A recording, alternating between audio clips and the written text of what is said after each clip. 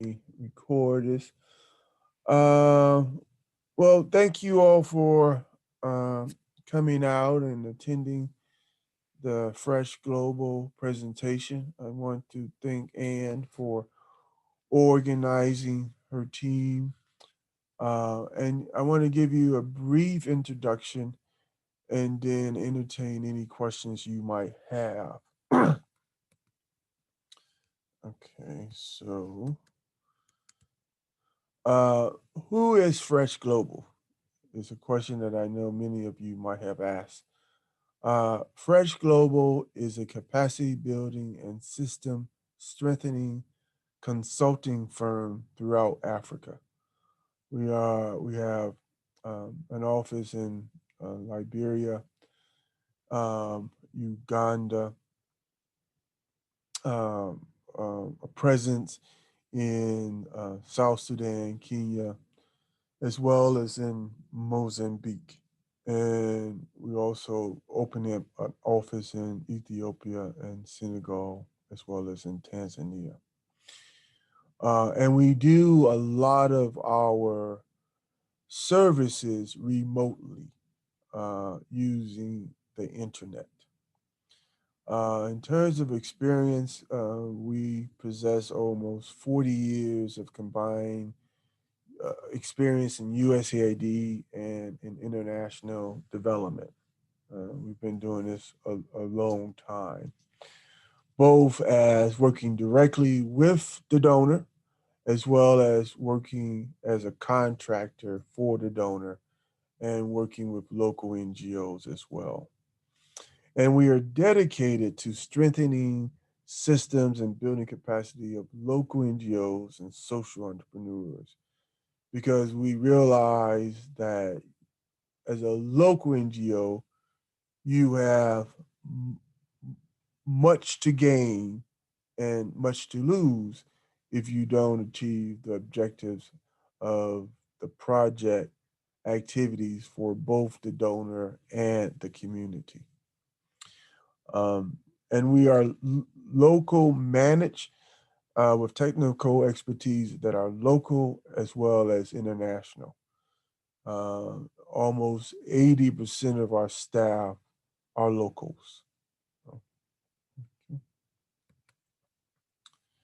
We started our company in 2005 in Kenya as a small business. And I started it, the company, and I'm a U.S. AID, former U.S. AID financial controller. And I had the compassion and the passion to really help local NGOs as I saw that they were not given the opportunities. It was always going to international NGOs, which I didn't think had a vested interest in trying to develop the country. Uh, and in that, we provided, pro bono proposal writing and budget services to local NGOs. And now we've evolved where we provide uh, cloud-based accounting systems, e-procurement, M&E, HR, to help your staff or to support your staff and to provide oversight of your activities. Okay. And then also we provide advisory services in helping you to manage your grants or your contracts that you might receive from donors.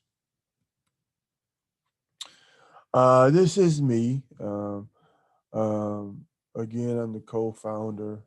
Used to work for Ernst and Young as well as USAID, and have worked with implementing partners in many countries in the various positions, also in various sectors, uh, and really like helping local partners as I think that they have an advantage in terms of making an impact in their communities.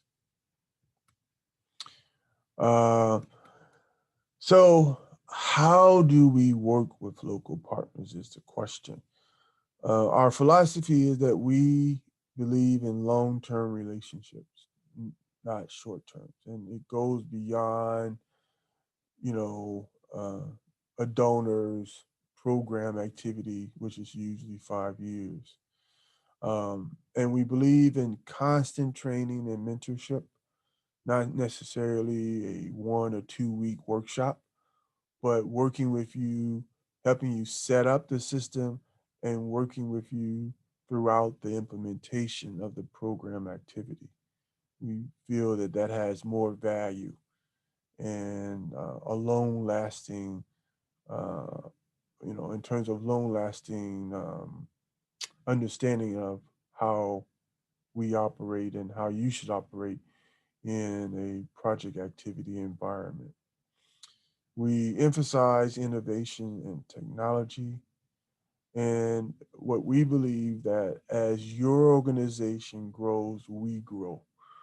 It's not that we come in and we charge you a fee and then we leave you. Uh, we work with you throughout the process. Uh, and that's how our fee structure is constructed as well. Now, here are the services that we are offering. I guess in one area we have not mentioned M&E, but we offer um, what I say the virtual finance controller service. Okay, we got someone else coming in. The virtual financial controller service, as well as virtual HR. And that's important for many donors because timekeeping is a very important aspect that sometimes is overlooked. Virtual e-procurement, uh, contract administration, that's the advisory services. And then, we can help in terms of assessments, training, and M&E, which is a component that we started with in the beginning that we can offer. And what is not highlighted is our newest service, and that's our virtual monetary evaluation and learning service as well. So these are all of the service we offer. Now, in terms of costs, we basically do a subscription, a monthly subscription fee that you have to pay. And what that entails is that you get our software, you get one of our staff that will help you in terms of doing training, providing you oversight and feedback, as well as you'll get a management report from us indicating the health of the various departments that you have elected for us to provide services to you all.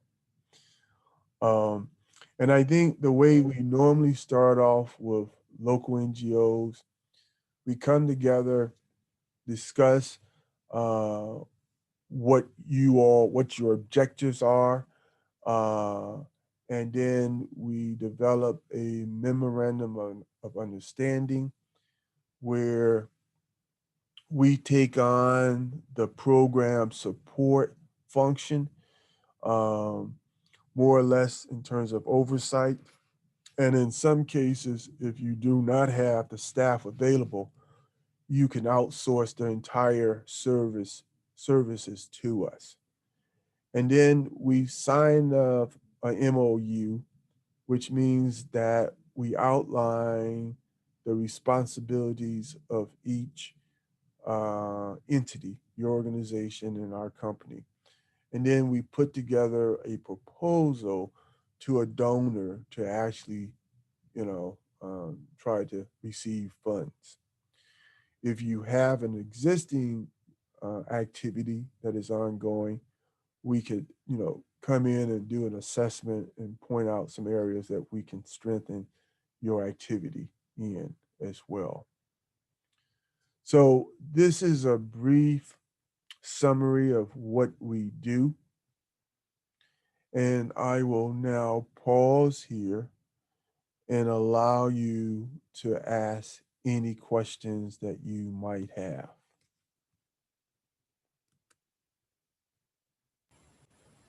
Basically, I'm still okay for now, unless Okay, Anne has a question. okay, okay. Yeah, And thank you for okay. Anna? Okay, thank you for that presentation. It's very comprehensive. For me, what I would want to know is that if you make sure that the services that you offer can be compensated by the amount of money that you raise from donors, because for our kind of case, it's very challenging to provide. I don't know your cost structure, but I can imagine it must be tough to afford your services. Coming from the global north, here we are used to services that are not very pricey, although of course the kind of service is commensurate to the kind of money you pay. So, but that would be my one concern. The other one is like when you say the service is continuous, what do you really mean? Because you see, like the service will be maybe directly related to the length of the project that you will have. So how is then the service continuous in the absence of the payment? Maybe those are my two questions for the moment. okay, those are excellent questions. In terms of our cost structure, our team are basically locals, and so our fees are within the local cost structure. If you have a donor and the donors would like a budget, our fees are within the local staff compensation plan for a major donor like USAID. So what we try to do is, because our staff are not working 100% of the time on your project activity, what we do is we do a cost structure where we allocate a percentage of our staffing time to your project activity. And that's how we come up with a subscription cost. Now, by and large, the cost structure is on the high side. I will not mislead you, but this represents you getting technical assistance not only from an international or a local staff, but you're getting technical assistance with someone who has experience in working with the donor over a number of years. So it's going to be at a very senior level, but it's not going to be so absorbent that you would even be bringing in a foreign or an expat per se to come in and operate your activities. What I normally do, my time, which would probably be the most expensive, would only be at least 2 or 3% of of our costs, because I will only come in on a monthly basis to work with my team to make sure that all issues that they have raised have been addressed and corrected by the end of the month. So the cost structure, and we are flexible depending on the donor.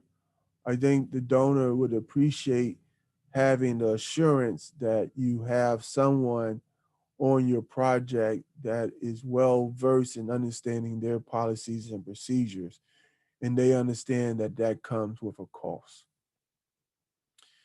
Now, to answer your second question, what we normally do, we don't normally charge the local NGO out front. we have an agreement, and that's where the MOU comes in, that once we get a contract, then the local NGO pays us, and it will pay us through the donor. Now, say you have a project that is 5 years.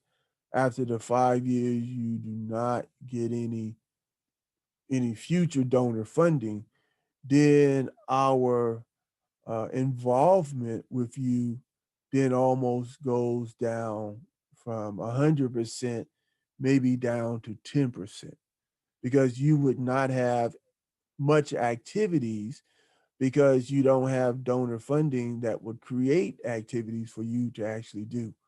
So we structure our subscription costs to reflect the level of involvement that we would have with you. And that also goes to the software that would be required. So we would basically downscale the software that you would use when you're not active versus upgrading the software when you are active. And that's how we could, have a continuation of working with you all. Because at that point too, and one of the things that we want you to also help you to understand, that when you have a donor activity, that you should be looking for other sources of income or other sources of funding to keep your activity going, even when the donor stopped giving you funds.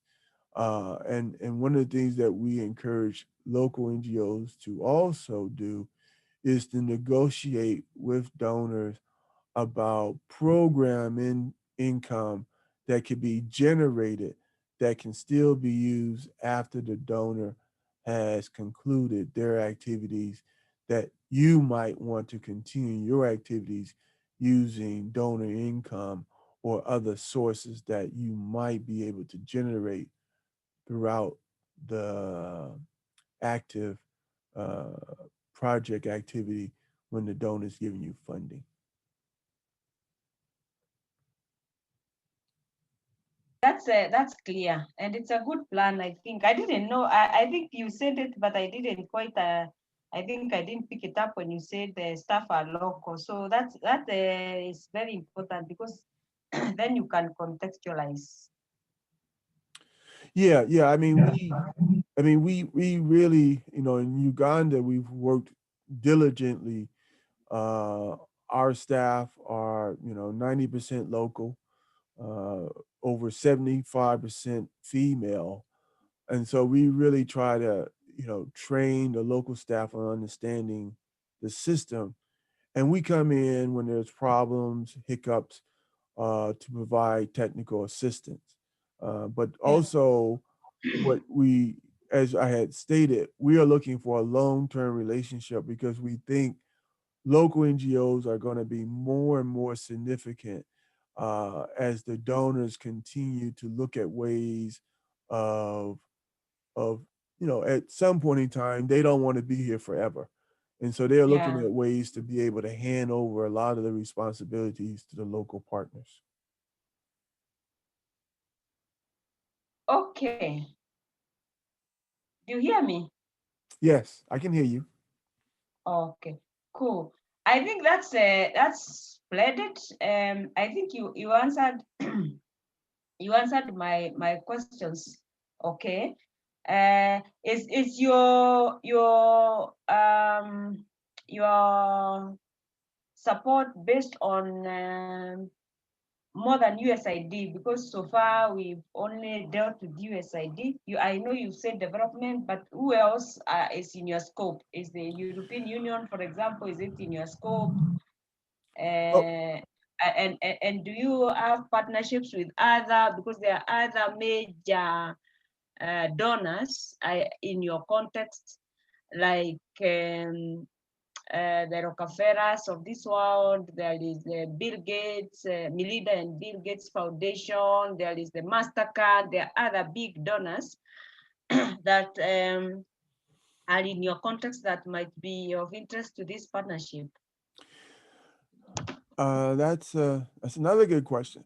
Well, we are also working with other donors. We're also working with the Belgium donor in Uganda. We also have worked with, and then we also have worked with the UN. And when you look at donors, in terms of policies and regulations, you you really look at USAID being on top, and then Yeah. all the other donors tends to fall below USAID because USAID has very strict policies and regulations to follow. And so, that's the top layer. And then you go down other layers, which are not as stringent. And so we are able to work with other donors, and we have members who have worked with other donors, like DFID as well. And so we do engage with other donors. And, also like Australian Aid, we work with Australian Aid. So we do work with other donors. Our closest relationship is with USAID because we have so many years of experience with USAID, Yeah. but we've also worked with other donors in partnership with USAID as well. So we do have those contacts. And what we try to do is we try to look at what's in the forecast for many donors. And if we see something based on the local partners concept paper, which we try to also emphasize that the local partners should write a concept paper that highlights the areas that they're focused on. And if we find a donor that is forecasting similar activities, we try to alert you all to try to put a proposal together to try to bid on those activities in those respective countries as well. Yeah. Okay. Yeah. And one more thing that is ringing in my head. I'll keep quiet now so that Emma might also ask some questions. But for me, donor fundraising is very relational. It is like, oh, I know Anne, I know Kamau, and it becomes very easy. For example, I had just had a meeting with people I worked with long time ago. Emma attended that meeting with me with the Ducans, and it was like very smooth sailing because we worked with those people before. They know me, and they know the concept, and it was an easy sell. We covered a lot of ground in just one meeting. So do you have personal like relationships with many donors, because that then makes it very extremely easy. Number one. Number two, because in the in the fundraising world, there is the donors that are more into development, and the others are more into humanitarian. Although the situation, the line, as we get so many refugees, the line is slowly becoming blurred. But what is your concentration? Is it overall development or overall humanitarian? Our focus have been developmental activities, although we have been involved in humanitarian assistance, but it's mostly developmental. And our aim is to help the local partners to look at ways of expanding themselves beyond the donor funding Yeah. in areas of fundraising and areas of engaging the private sector, and in ways of using some of their technical expertise in providing services to the community where the community can actually contribute, so there's not 100% dependency on the donors. Yeah. And we've, like you said, what we have, we're working with one local partner that is in agriculture, and they have a very unique product that they're trying to promote. And what we have emphasized to them, if they could scale up that particular product, that product could be sold to the World Food Program for refugees. So we want local partners to also look at a side that sometimes is overlooked in developing countries, is that your local NGO can also do something that can bring in funding to support them, and could be a leveraging tool that would invite the donors to contribute. Yeah. So if the donor feels that you can contribute 25% of the funding and they can contribute 75% of the funding, they're more likely to fund you versus having to fund a local NGO that they have to give 100% support. Yeah. Yeah. Cool. Yeah, you answered my question. That's actually would have been my next question, because you see, it's becoming, as you rightly put it earlier, it's becoming largely unsustainable to expect donor funding. So I think we should be thinking business, and I think the way to begin is to begin slowly by even the form of registration, because like in the Kenyan context, it's a bit tough. If you're registered as an NGO, it's a bit tough to fundraise. So to become a business, so I think social enterprise registration is usually the best, because then it allows you to engage in business without getting into conflict with the sector. So that is another thing that I think we could use some skill sets to make our organizations a little bit more financially sustainable, without of course compromising the mission vision and the kind of organizations that the kind of work that we are set out to do. So I think that is brilliant. Yeah, So I and in Uganda, according to the Ugandan law, the NGO could be they could have a business wing attached to them. So it really depends on the government regulations on NGOs in that particular country. Yeah, true. Even in the Kenyan situation, it is a lot easier. But it's when it comes to the practical part of it, because by its very nature, the NGOs are structured to receive funding. When it comes to business, then you need a completely different skill set to be able to do business, and that usually is a big challenge for NGOs. So that's there's some business there. What else did I want to ask you? Okay, having been in this sector for a long time, where do you see fundraising going? Maybe in the next 5 or so years. So where do I?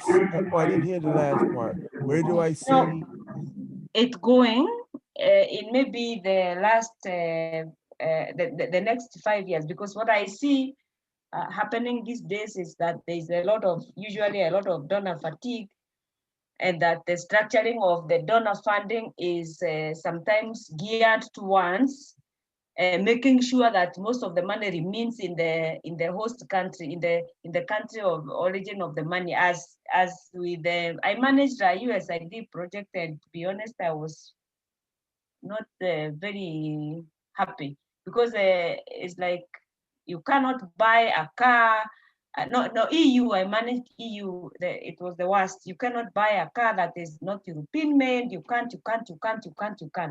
So what do you see? Where do you see this going?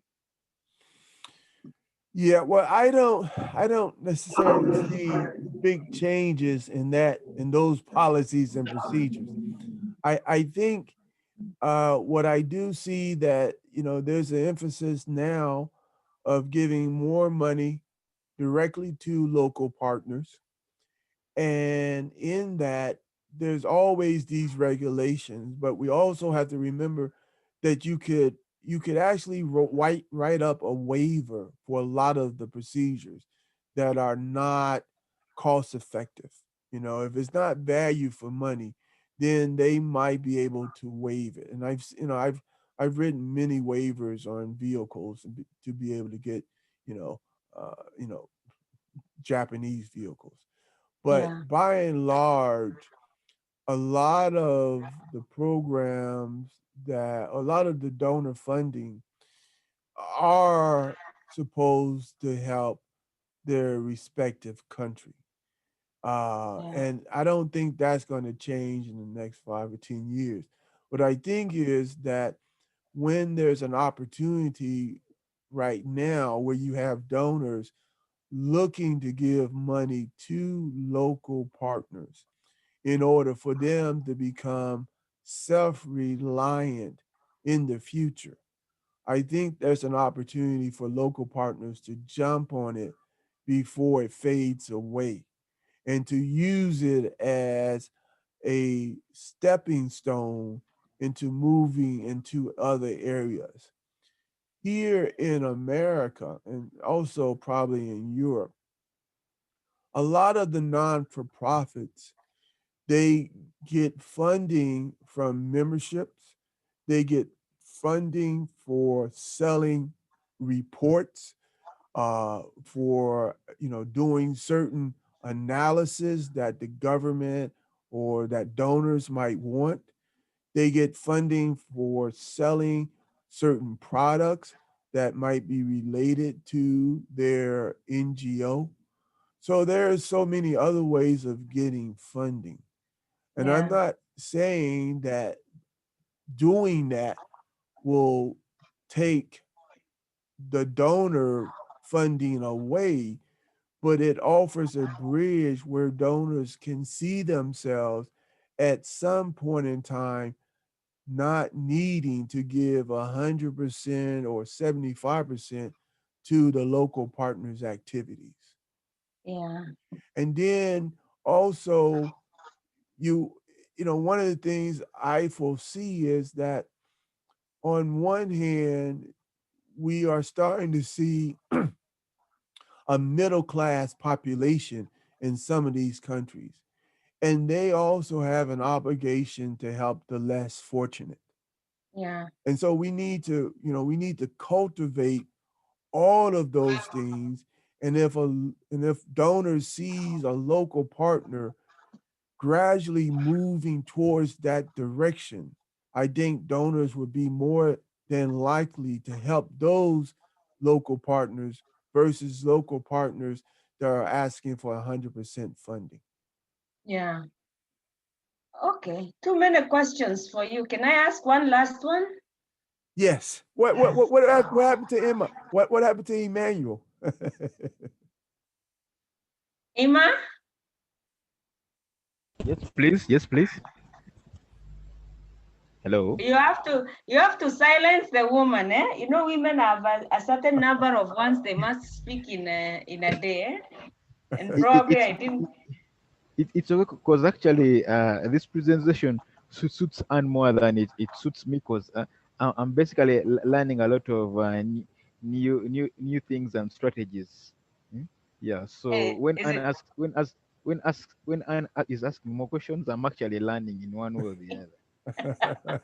You have to silence the mama because she's going to ask a lot of questions because Si- maybe I didn't get a chance to speak all the ones I'm supposed to have spoken today. No, since no, since go right ahead, man. I yes, like since answering this your is her questions. docket. Yes, Okay. this is her area of expertise now. Not really. I'm just trying. Anyway, but in terms of practicalities, Kamau, Mhm. would it be an idea to have a proper donor mapping? And because I am struggling with that, because you see, for us now, it is a matter of waiting until we see a call for proposals or an RFQ, and then we respond. But maybe there might be other opportunities that are just out there that we have not managed to capture in the way we are working. That's not your work, actually, it is our work, but I'm just asking, would it be an idea to think through that as something that we should have in mind? A proper donor mapping, because there might be opportunities out there that we are actually taking. Yes, absolutely. And I think USAID has a forecast.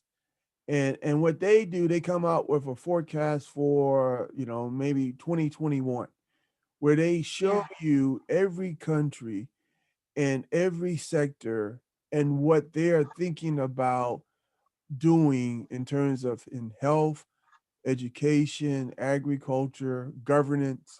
And so they have a forecast. And also what you should do in terms of the US market, they have two websites. One is grants.gov, G-O-V. And yeah, you can go yeah, on there and identify USAID or any US government sector. yeah, And they will send you out an alert about any activities in any particular country that you are interested in. So yeah, then that way what what a particular request for proposal might come out in the next 3 months. And then they yeah, have a forecast that they send out that shows you what they're looking at throughout yeah, the whole fiscal year. And I think you would find the same thing with DFID as well, and maybe other donors too. What yeah, I have done, because that's an area that I try to focus on too, with working with local partners, is that if I know an area like, especially in health, USAID has almost 75% of their portfolio in health. So health is a big area.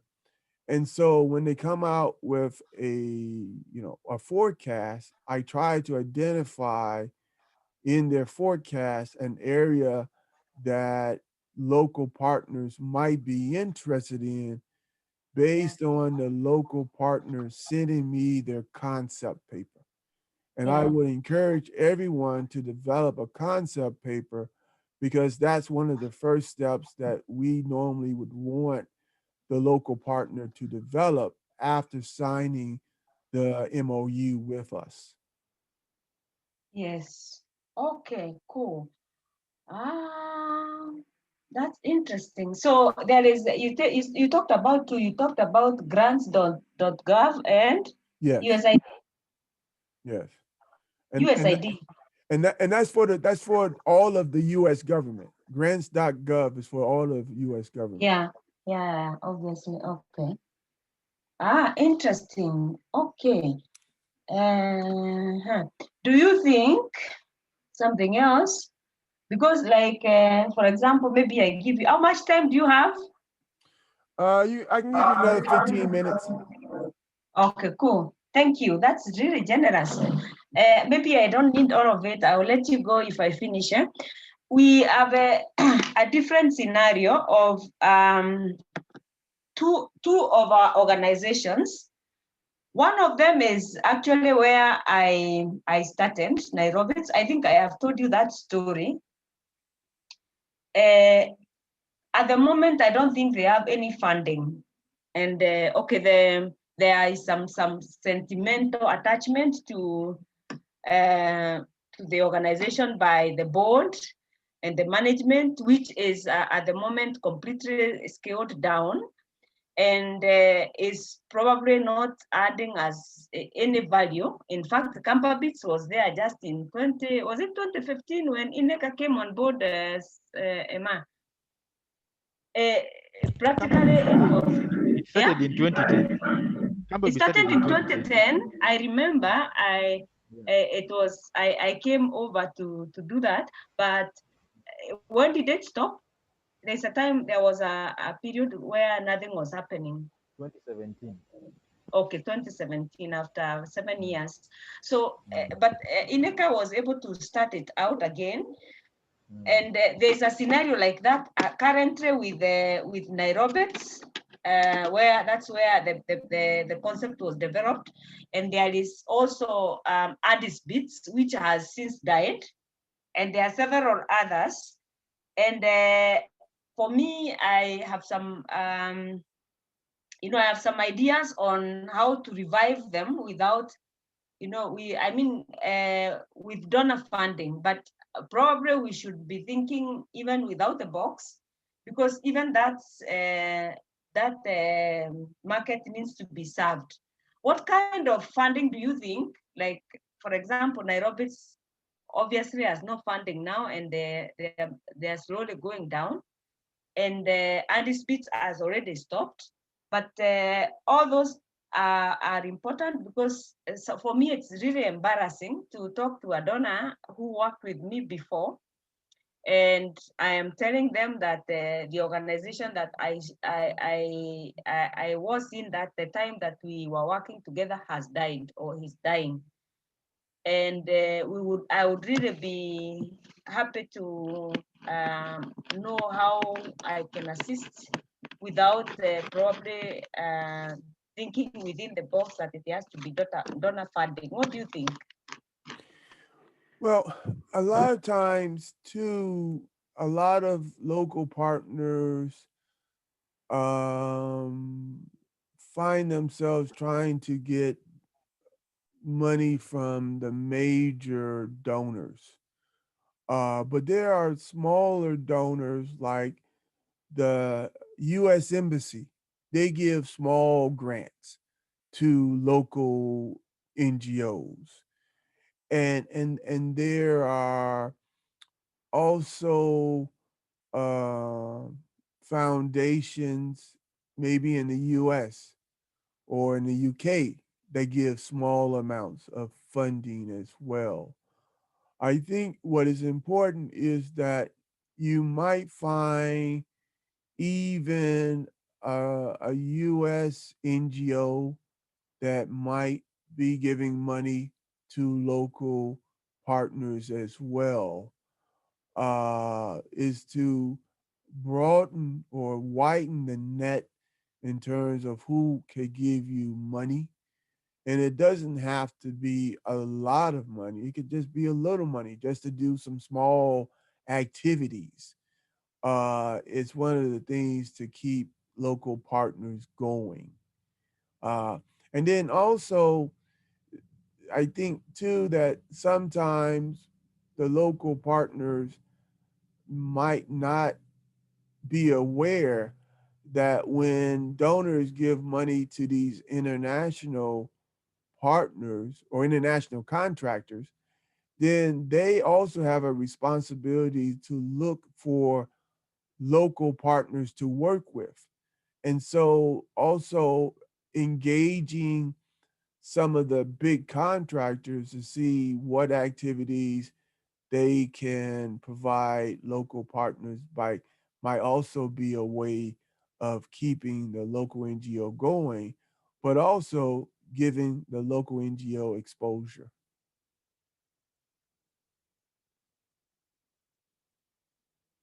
Yes, thank you. That's a good one. In terms of sustainability, because I was like talking to some donor in the morning, and I tried to articulate a position where probably instead of expecting, and that's an idea that I think we have discussed before, we could have young people the idea you are floating of them being able to pay forward some of the costs that they were used in the training. But you see, sometimes in our context, it becomes very challenging because sometimes when they get out to do the job, you may not have any mechanisms of tying them down to your organization so that they can pay back. So I've been reflecting on that, and I think it will probably be more feasible if we could have young people that we can that can work virtually on jobs abroad. But I'm not very sure about if the market is there or not, because the concept of outsourcing has been around for some time. I've not done enough research to see how that might have shifted. But do you have any ideas on that? Because that would then be one way of making the organizations a little bit more sustainable. Okay, let me take the first point that you made. When you all give a loan for if you are providing training or some long term training to a staff or to a participant, and if they sign a loan agreement, that loan agreement is like a loan agreement with a bank. And in that you could put terms and conditions that if they receive a job with an employer, they have an obligation to let you all know. And if they fail to let you all know, then you have a right to go to an employer and take action to get your funds back. I think, again, you have to look at that as a way of providing some program income. That is very important because you are giving that that person an opportunity to get some training in order to be eligible to get a job. And with that, there's a return that that person has to give back to the organization. In terms of outsourcing, I think that is still valid, still available. And with this pandemic, it has really brought out remote working. However, you have to have the structure in place that any company that will take on uh, a team working remotely has to be assured of reliability and dependability in terms of them signing a long-term agreement with you all. But I still think that's an opportunity. It is still being done in India. I call a company about my computer, and I'm talking to someone from India. So it is still possible, but it has to be well structured. Yeah, true. Okay. That's very, very important. That's should suffice for me. And let me leave some room for Emma.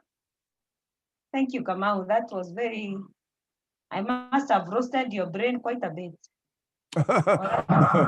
No, it's an area that I've also thought about. I think Yeah. if Emma could give me some questions in regard to the Ugandan context, as well as what he might think, his colleagues in other countries might ask, that would be helpful. Okay. Yeah. Of course. Maybe still. And now, like Anne said, when she was asking about she was inquiring more about the pricing. Maybe you had highlighted one for the what for your kind of like services. I think currently I think it's only in this one in Somalia, Hagabits, that can maybe uh, uh, foot foot the bill. Yeah, but if at all a lot of should I say but of course, we all know that these services they are very, very important. Yeah, but if I'm to put myself in other schools' shoes, uh, I think something to do with the pricing would also suffice in their discussions. Yeah. Well, yeah, the pricing, Mm, I give you an idea. mm, I worked with a local partner, and they were paying their accountant mm, between $800 a month, mm, between $800 and $1,200 a month, mm. and that's what they paid their local accountant. Yep. Now, USAID, when you work for USAID, that price might have doubled or tripled. So our prices is within that particular ballpark, because what we are doing, you're not paying just for a staff member. You're paying for software, you're paying for a staff member, and you're paying for training. So you get all three of those with our services. And Mm, so when we come out and we say, okay, you have DFID. Now, DFID knows, because they have a price range, they have a scale that they use and what they pay their local mm, staff members in that particular mm, country. And mm. so we look at that particular pay scale. We Mm, look at the pay scale of a local NGO. And okay. then we do our analysis on what is a good price based on Mm, that pay scale or those pay scales. And it's also based on those three components that we're offering you all. And that's software, staff mm, oversight, as well as staff training.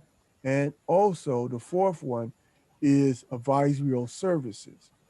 Because what we mm, found that many NGOs, not only mm, do they get in trouble in not having strong enough systems, they also mm, get in trouble by not following the grant or contract agreement.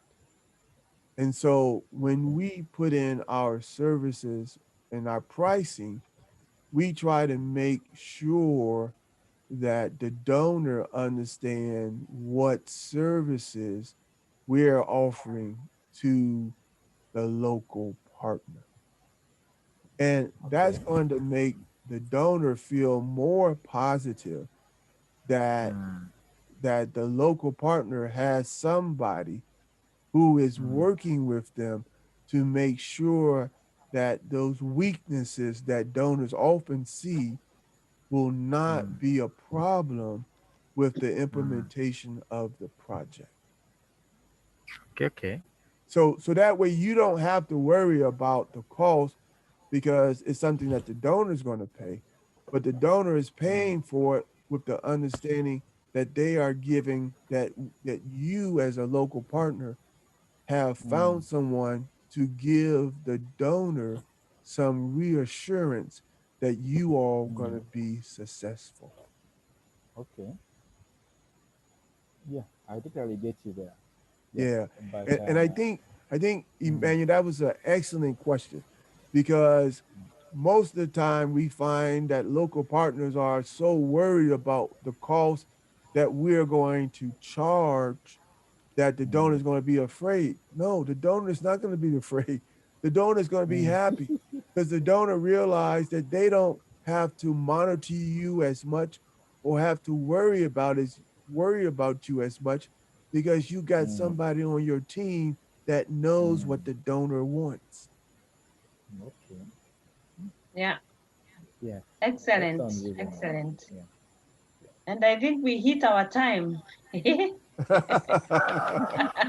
Well, and this is good, because I can talk to you all every day, and I'm gonna share this not only with your team, but I'm gonna share Mm, this with local partners that I come in contact with, because I think these questions that you all have brought up are questions that they think about but are afraid to ask, and therefore they don't engage us where they actually really need us.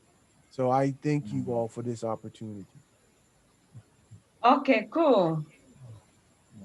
Thank you so much. I'm really sorry. I don't know what is happening to communication, but I think all of us would have benefited from the conversation. But granted, it went the way it did. But we will share this presentation with all of them, this Zoom call recording, and then if they have any questions, they they can always come back to you. And then maybe as a way of follow up, for me right now, it's like what are the practical steps forward? Yes, the practical step forward is that I know that we probably need, we've been working with the Ugandan team and we got something going, but we need to have a MOU with every office or entity or local partner and, Yeah, and establish that MOU so then it's clear on what our roles and responsibilities will be, and then start to develop that concept paper, because with that concept paper we can also target any leads that we might find in our in our search for donors as well. yeah. Okay. Yes, indeed. We were supposed to prepare one for Uganda, but yeah, we will get there. We'll get there. Yeah, and like I said, I will work on sending you all a template that you can then fill in and sign, and then we can get the ball rolling. But that's normally our first step Okay. A template for the for the MOU. MOU. Okay, sawa sawa. All right. Okay.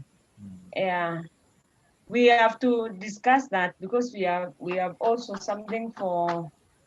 I don't know how that goes because we also have an understanding with the guys. We have an MOU that's going. By the way, I should raise that as well. Yes, Manuel, any questions? Yes, please. No, actually, my questions are done. Yeah. All right. Super. Well, thank you all, and I will send you a recording of this video, and we can have another session at another time. Thank you. Okay, Okay, welcome, please. welcome. All right. Yes, Have a thank you. lovely day. Okay, bye bye.